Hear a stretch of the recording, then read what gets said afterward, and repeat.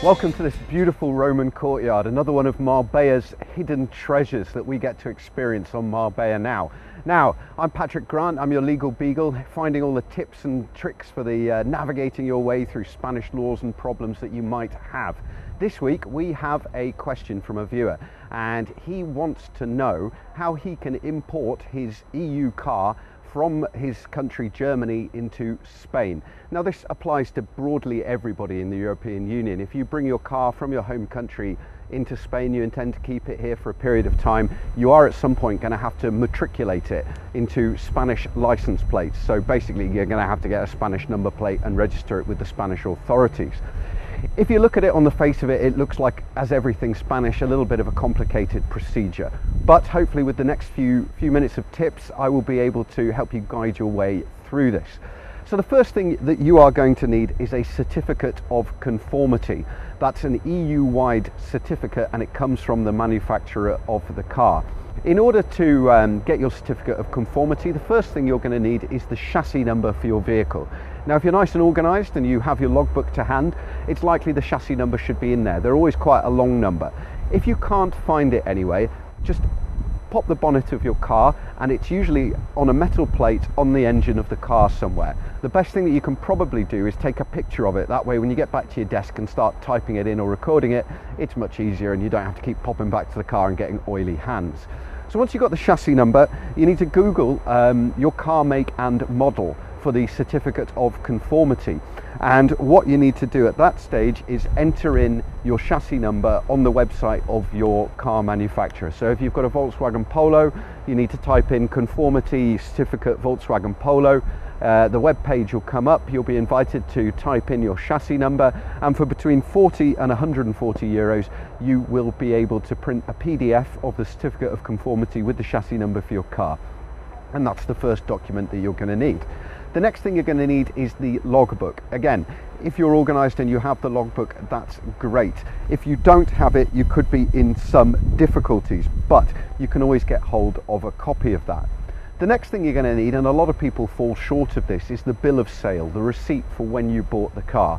Now, if you bought your car from new, you're going to have all kinds of receipts for that. But if you've got a second-hand car or a third-hand car, you may not have it. Now, there are some advisors that would say to you, quite simply, just write up a bill of sale with the right date on it from the change of ownership in the logbook, and you should be all right. Now, once you've got those two documents, your certificate of conformity and your current logbook, you're going to need to get a Spanish ITV. That's not the TV channel if you're British, it's the equivalent of an MOT. It's the test that your car has to go through every single year if it's over a certain period of years old, in order to test its road safety and road worthiness. They look at the tyres, the engine, the exhaust fumes, etc., and just make sure that your car is safe. Now, you need to get this done first of all, and it's going to be quite a rigorous test, the first one, when you're transferring the ownership of your car or the registration of your car to Spain. They're going to check absolutely everything to make sure that that car is ready to be registered on the Spanish roads and it's fully safe to do so. So you need to go online to book an MOT, and we'll put the link on our Facebook page for Friday night when you're watching this program. You can book it at the local ITV office, and you just need to take your car in along with the certificate of conformity, and the car will be checked. It could take a couple of days if you leave it there, and it usually costs between 115 and 130 euros. For that, you are going to need to remember again some documents: your passport and a photocopy, your logbook and a photocopy, the certificate of conformity and a photocopy, and of course your NIE and your residency card, because that's all important. The other thing that you may well need is your padrón. We bash on about this every week on Marbella now, practically. This is the census. This is when you move to a town in Spain, you sign up at the local ayuntamiento, you tell them that you're living there, and you are then registered on their books. There's a whole series of advantages to doing this, and a whole series of disadvantages to not doing it, including being able to register your car in Spain. Again, to do that, you're going to need to go to the ayuntamiento offices. You're going to need to take a copy of your passport and a photocopy, a copy of your NIE certificate and a photocopy, or your residency card, and of course the rental contract for your property, and a photocopy of that. Just ask at the town hall for a padrón. They'll give you the certificate. Maybe you'll need to go back the next day, but you take that along to your ITV as well when you go to collect the car, and that will help you enormously. At this point, you could opt to get the help of a gestor or indeed a lawyer. Gestors are helpers. They're people in every Spanish town and city that operate solely to assist you with dealing with bureaucracy, because sometimes it's difficult. Gestors generally have very, very good contacts. They know exactly where to go, and the good thing is that they've done this before where you haven't, so they know the paperwork that you are going to need.